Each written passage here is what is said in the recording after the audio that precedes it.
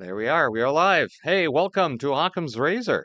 This is Blazing Cat for Fridays, where we do a cold read through of the best news aggregate for the people who think just like me. I'd like to thank BCF for posting these live streams. And I was just checking to see if my microphone was on. And for his tireless commitment to publishing his site every day for going on close to 20 years. Did you know that he has a news feed? Yes, he does. Let's go here to our blog roll. That's where you find it on his site. And you go down here to these live feed, and ta-da! We have your live blog roll. There we go. And of course, um, if you'd like to help this veteran out, please follow me on Rumble and please leave me a comment. I'd love to hear what you people have to say. So, and as you know, I'd like to mention that the gardening channel that we have is very active. We're up to episode 78. 79 is in the can today. If you'd like to watch how the garden grows every day. And every once in a while, we put in the butch cam so you can see the progress of the growth on the crappy camera that I have pointed at the sunflower. All right, let's get going straight to Blazing Cat Fur and see what is going on. To the home tab and oh, visit with moi. Very good. What the foxtrot? Ah, there's a post by BCF himself. I'm old enough to remember the Eaton Center before it was colonized. Oh, yes. So we can see these participants trying to act like they are in a dojo. If this is going to play, there we go. Let's put our sound on and wait for this to come up.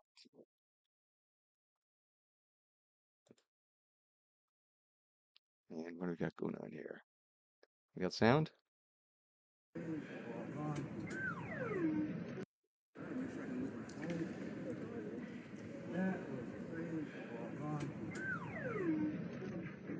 Well, the optics aren't very good. I can tell you that. Because the guy holding the stick is beating a guy wearing a t-shirt with a Canada flag on it. So just that, the optics aren't very good. Let alone that that kind of stuff is going on at the Eaton Center. Not very Canadian at all. But, what else are all these doctors and engineers to do when they can't find a job other than hang out at the Eaton Center? Israeli Security Cabinet approves full military takeover of Gaza. Israeli leaders early on Friday approved a plan for the gradual military takeover of all of Gaza, a pivotal and risky decision that went against the recommendations of Israeli military and promised to take the nearly 2-year war into uncharted terrain. After 10 hours of deliberations, a majority Prime Minister Benjamin Netanyahu's security cabinet backed his proposal to prepare to conquer the core of Gaza City, according to a pre-dawn statement from his office. At a later stage, the military is expected to push into central areas of the enclave, where Hamas is believed to be holding Israeli hostages and where the military has largely refrained from operating before.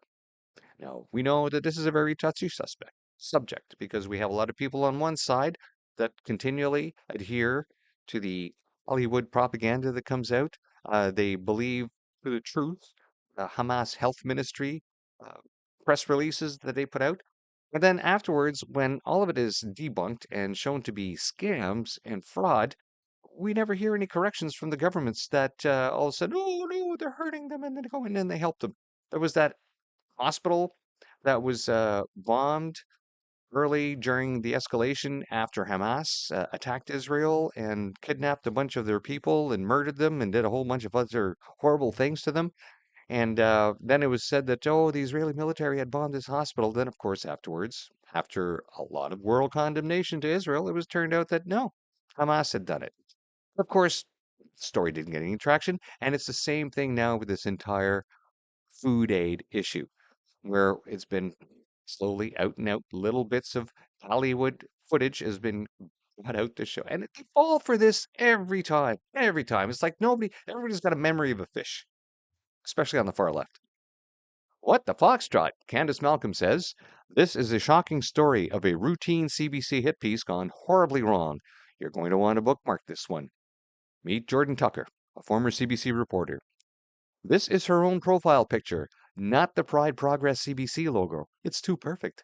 Last spring, Tucker attempted to do what CBC does every day, push a woke activist agenda and pretend it's real journalism. I listened to this interview with Candace Malcolm, with the person that Jordan Tucker was interviewing, and the amount of cognitive dissonance amongst these people that our tax dollars are paying their salaries for is off the charts. I recommend you go and listen to the interview that Candace did on Juno News, and or go to this X post, and you can go through the thread and get most of the information. But it's an entertaining listen. Black man given reduced sentence due to race. Some people are always more equal than others, eh? Quebec minister worries it sets bad precedent. What? Are you worried about the bad precedent, or are you worried that it sets the bad precedent? Oh, I see. Yes, because in Quebec, where for since Bill 101 came into play in the late 70s, Quebecers have always been more equal than their English citizens. Did I just say citizens? Citizens in Quebec. Just look at their sign laws. Unless you own 60% of your business outside the province of Quebec, your sign can only be unilingual in French. And he's worried about setting a bad precedent, about trampling over people's rights, about giving the wrong impression. Oh, I'm sorry, Quebec, but you guys are decades late to the table. Quebec minister responsible for fighting racism is criticizing a ruling by a judge who reduced a convicted black man's sentence due to systemic discrimination. In an interview with the Canadian press, Christopher Skeet said that someone's race should not be a factor affecting sentencing for a crime. Hmm. I don't know. Aren't all the Indigenous people in Canada subject to different justice regulations if they go through courts? I think we have that already. I question whether or not, as a society, this is exactly where we want to go, the minister said. Do we really want to formalize discrimination in the attribution of sentences for people who perpetrate crimes? Well, you already created a society where people were second-class citizens during the COVIDity stupidity, and they weren't committing crimes. And so, and now you're worried about it if they commit crimes? Pshaw. You've already shown yourselves to be discriminatory. Canada is a racist nation with racism inculcated into its justice system. Welcome to racist Canada. Trump may personally intervene to stop Mamdani becoming New York mayor. Donald Trump is considering getting involved in the New York mayoral race in an effort to stop Zohran Mamdani from winning. The U.S. president reportedly spoke to Andrew Cuomo after he lost a Democratic primary to socialist candidate Mr. Mamdani, according to insiders. Mr. Trump is also said to have pressed a Republican congressman and a New York businessman about who has the best chance of beating the Millennium frontrunner, the New York Times reported. Well, you know, what is it they say? Money talks, bullshit walks, and people have been fleeing New York State and New York City because of the crazy far left rules and regulations. They're taking their money with them. They're taking their wealth with them. They're creating an atmosphere in New York where people don't want to invest. Oh, kind of like what's happening in Canada. So I say just let the market solve itself. Eventually, New York will fall into a crap hole. And I know the United States doesn't want that. They don't want Gotham to be self imploded, especially when the New York Stock Exchange is there. It's not a pretty picture. But sometimes when people are addicted to socialism, they have to fall hard until there's no more money left. And then they can have their epiphany and shed themselves of their addiction. Pro-Palestinian constituents gather outside Jolly's home, raising security concerns. Oh, well, maybe you shouldn't have let them all into the country. First reading, the demographics apparently driving Canada's anti-Israeli stance. Huh. You just figured that out now. Months and months of people parading on the streets, waving flags of terrorist organizations, calling for the unaliving of Jews. You know, and now it's a concern because it's affected you. You see, that's how these people work. They never do anything until it affects them, even though they promise all kinds of things when you people voted them in. Yeah, you people. Pro-Palestinian protesters gathered outside Jeli's home, raising security concerns. A pro-Palestinian demonstration outside the home of Industry Minister Melanie, well, je peux parler français. Melanie Joly has sparked calls for the government to consider security measures to protect politicians from protests at their residence. A group of up to 60 protesters chanted slogans, rang bells, banged pots, oh, it's the pot bangers, and projected messages onto Ms. Jolie's house in Montreal on Wednesday evening in an escalation of protest activity over the situation in Gaza. Oh, projecting messages. That's a new one. Hmm. It doesn't, I don't know. They must have been protesting at night because if you're projecting during the day, I don't know how you're going to see that. But they're her constituents. Foreign Affairs Minister Melanie Joly implied that the 7,000 or so Arabs in her Montreal riding influence her positions on Israel. Well, that's what happens when a politician just panders to the crowd as opposed to having a moral and ethical bone in their body and standing for something. Affidavit testimony needed for sentencing of Ottawa Police Detective Helen Gruss. This is an urgent call to Canadians, including serving and retired police officers, to support Detective Helen Gruss by preparing a simple, sworn affidavit for her upcoming sentencing hearing. This is one of the biggest travesties in Canada. This epitomizes politicization of our police system and our legal system.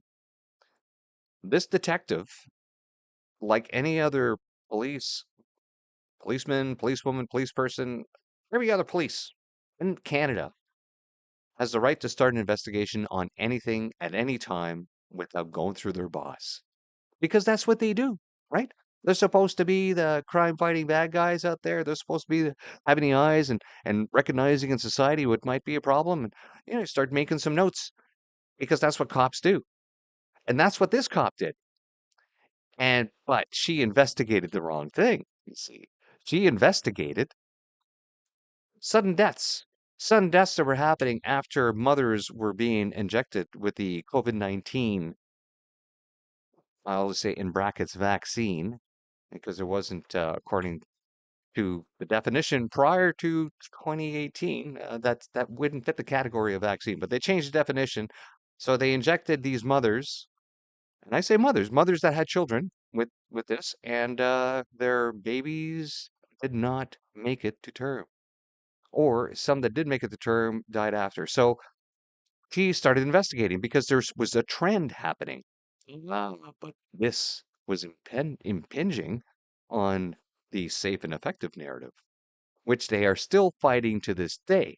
Right? You got to remember, here we have a vaccine injury support program that was recently exposed by Global News, but has been exposed for months and years prior to that by Rebel News and every other person on X who's been trying to get the truth out about the damage done by these injections and how people have just ignored or dismissed the injuries and the deaths. We know that doctors that tried to get these injuries on the record had to go through their administrators at the hospitals, and most of the administrators did not allow them to be registered because they did not want to create vaccine hesitancy. So a lot of the people did not get registered in the medical system as having been injured. So then when they go to the vaccine injury support program without any record saying, oh, yes, I was injured by it, they just dismiss you out of hand. And then out of all the people that apply to the vaccine injury support program, a majority of them get dismissed as well, saying, no, no, you don't qualify. And that's not just the people that have been injured, it's families going to VISP to try to get some recompense for their members that did not make it after the injections, the ones that suddenly collapsed and never came back from the collapse. No justice. Meanwhile, this case has been dragged through courts in their own version of they've attempted their star chambers. They tried to get people not to attend it, but they couldn't keep them out. And in the end, if you read the transcript, this is a roughshod over truth and justice. I pray for Detective Helen Gruss every day until this trial, until she gets justice. We have our God, our higher power on our side when it comes to what we know is right and what is wrong. People have to come clean. People have to come clean because without it, there will be this constant angst within society between one side that believes it worked and the other side that has all the proof that says it doesn't. Because the people that say it worked only have their slogans. They only have their self-licking ice cream cone of stories like this to point to and say, see, that anti-vaxxer right there, that anti-vaxxer right there, she got her justice. She got meted because she tried to prove that it wasn't safe and effective. But in the meantime, we have dead babies. Affidavit testimony needed for sentencing of Ottawa Police Detective Helen Gruce. Urgent call to Canadians. Please support Detective Helen Gruce by preparing a simple sworn affidavit for upcoming sentencing, especially if you were a retired or serving police officer. Let's move on to the next story.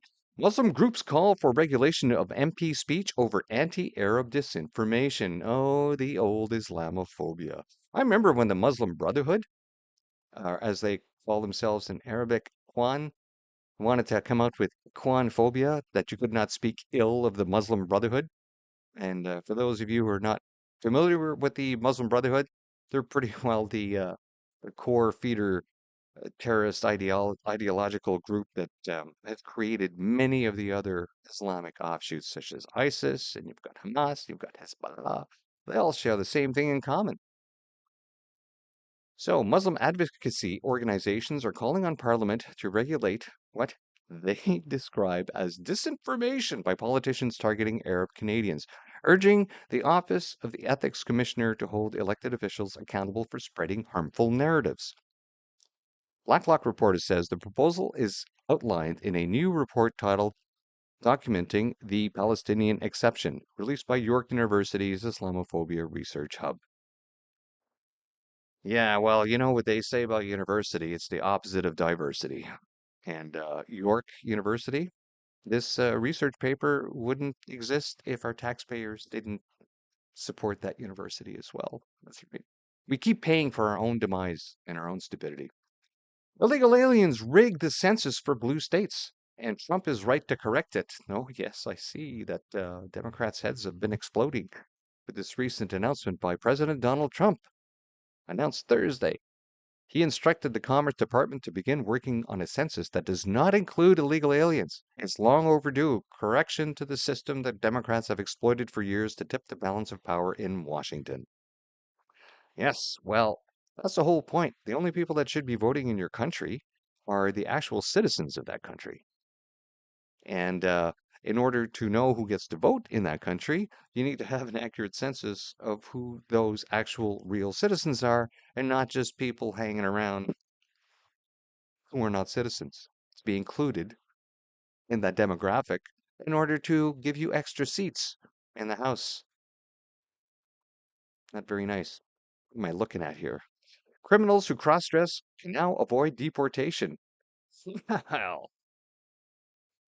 I await for uh, people that don't pay their taxes who cross-dress don't have to pay their taxes. I could go for that. Another week, another mad story from the immigration courts. According to the Telegraph, a 27-year-old Algerian criminal has been permitted to stay in Britain as a refugee because he describes himself as transgender. The man entered the UK in 2013 illegally, citing the situation in Algeria. He was given limited leave to remain as a refugee by UK authorities, following a string of offenses, including burglary, theft, and battery, that landed him in jail. The Home Office issued a deportation order in 2022. He appealed, arguing that the fact he was and is a transvestite and or transgender made it too dangerous for him to return to Algeria. He also said that his father threatened to kill him. So he's a burglar, a thief, a violent offender with daddy issues. Okay, all right. Good systemic corruption in British Columbia explained botched narco prosecutions and PRC ferry deal. Well, everything I need to know about the British Columbia government is pretty well summed up in what they did to their citizens. Or let's just say to their public servants when they promised them a raise when they got elected, and then they said, "Ah, sorry, we checked the budget. We can't afford to give you a raise." So then they immediately went and gave themselves a raise.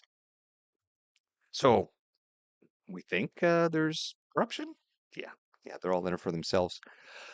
That's what happens on the far left coast. Oh, Sam Cooper, great investigative reporter. I suggest you go to Substack and read his stuff there. He has been able to actually make a career of continuing to write through Substack and his publications of books and wherever his other stories get picked up.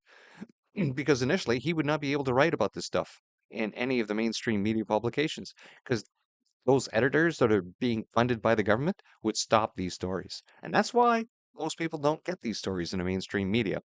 Sam Cooper says, in this sweeping conversation with Jason James of BNN, I discuss some of the Bureau's biggest investigations of the summer, including the widening pattern of prosecutorial failures in major synthetic narcotics and money laundering cases in British Columbia. We spotlight the recent collapse of charges against a Chinese state-linked scientist accused of importing over 100 kilograms of precursors for MDMA production. So, whenever you hear Canadians saying, "Oh, Canada's only responsible for 1% of the fentanyl they catch," well, that's because we're not really trying to catch most of it. And people don't realize there's still over 99% of cargo containers are not being inspected.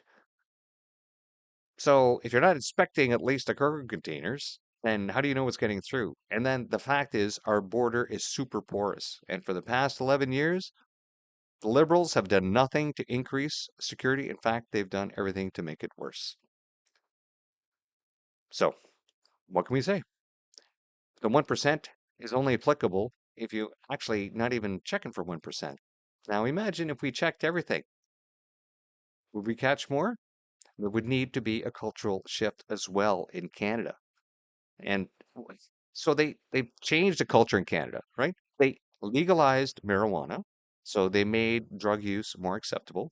Then they brought in the harm reduction, and then they brought in the scamdemic to lock everybody down, give them fear control, the fear-based reaction, so that in the future, any orders that they give them, it goes straight to their fear base part of their brain, and then they just like, oh yeah, we'll follow those new instructions, like what you see in Nova Scotia right now, where they ban people from fishing and hiking in the woods because there might be a fire. Well, yeah, there's bloody fires every summer. That's why you have a fire ban. And if it's that serious, then yes, so I understand.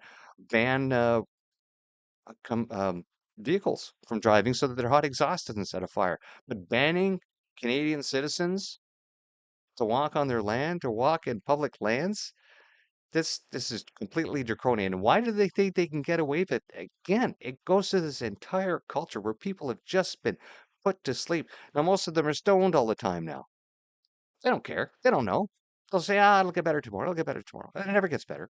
They're not paying attention anymore. They're not paying attention to anything. So they just ignored the fact that Canada has fallen into becoming a narco state over the past 10 years. I just said it. Canada, I do believe, has become a narco state. Get woke, go broke. Howard Stern's $500 million fall from relevance. I never, I always found him annoying. Even when he was just on radio before he came to Sirius. He was a little edgy at first, a little entertaining, but then it really got old real fast. And God, if you're still wearing a wig at your age, Howard, um, well, there's other careers where you wear a wig, and that's usually if you're a judge in a British parliamentary system, or if you work in a three-ring tent and you have a little red nose. Howard Stern didn't just have a radio show; he had a revolution. He was brash, vulgar, and fearless. He gave voice to the silenced, told dirty jokes with conviction, and turned a microphone into a battering ram against establishment sanctimony. But somewhere along the line, the rebel became the regime. In the 1980s, Stern made his mark as a shock jock icon, captivating millions with raw, uncensored radio that thumbed its nose at a polite society. He was a champion of free speech, Someone who understood that everyday Americans, especially working class listeners, wanted truth, not scripted politeness. He gave it to them, and he gave them their loyalty. And in the end, he just annoyed the wrong people, and then they canceled his contract. Fitting punishments for Barack Obama? Ask a Republican if Barack Obama belongs in prison, and you're likely to hear a resounding yes. With Tulsi Gabbard's release of hundreds of thousands of documents, many of which reveal Barack Obama's treason against the United States, it is inevitable that he, or darn it, more likely, his closest aides and advisors are indicted. With each passing day, more comes to light. Nonetheless, the matter is in question. As many on the right have long observed, GOP leaders traditionally have been feckless when it comes to taking definitive action against Democrats. And this fecklessness that we see happening here is the same fecklessness that we see in Canada between the Conservatives and the Liberals. When we look at certain things that we wonder, why have the Conservatives stayed quiet on this? Why? And especially Pierre Poilievre, who's is still party leader and is poised to win the new riding that he's been allowed to run in.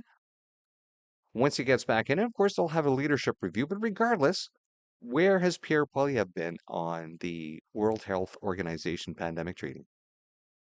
No, no, nothing. There's plenty of other topics. Where has he been on the vaccine injury support program failure, right? Which ties into the entire ethical and moral issue around their silence around the massive amount of people that have been injured and killed. And it's just those two issues. There are a lot of other issues. It's like, why are they staying quiet on this?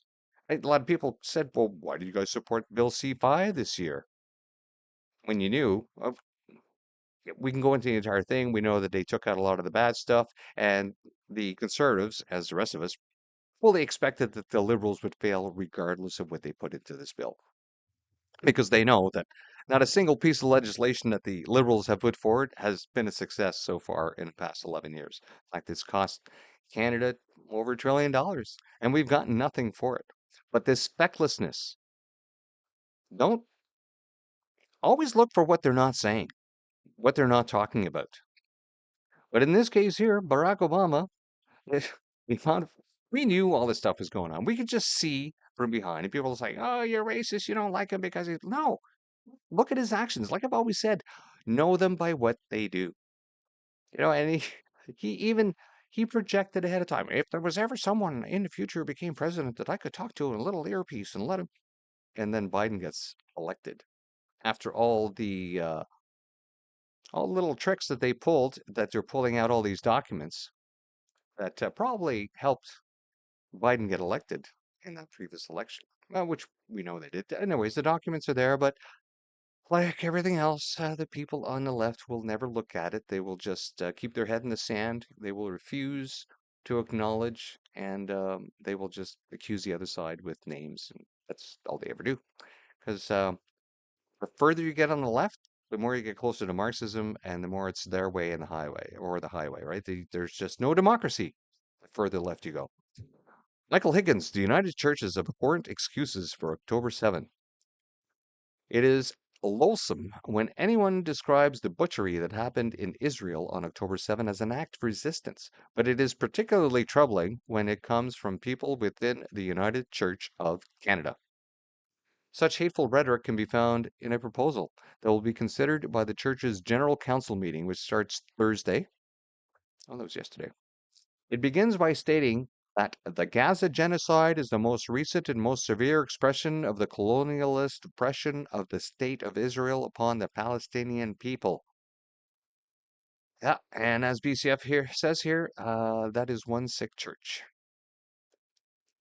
Yeah, it's the historical revisionism is a necessary component of communism. He who controls the past controls the future. And with that, we come to the end of reviewing the single page that we do every Friday on Blazing Cat for Fridays. And look at that, almost half hour to the minute. Well, I'd like to thank everyone who came out. So I'd like to mention again, I have the gardening channel up. Let's bring this up here. Yes, organic gardening challenge is up if you'd like to meet us there. As the garden grows, episode 78 in the can yesterday, 79 in the can today. If you want to follow through the progress as the garden grows. And hey, squash went up 26% in price. And how my garden has grown? I'm bloody rich. All right. Thanks for coming out.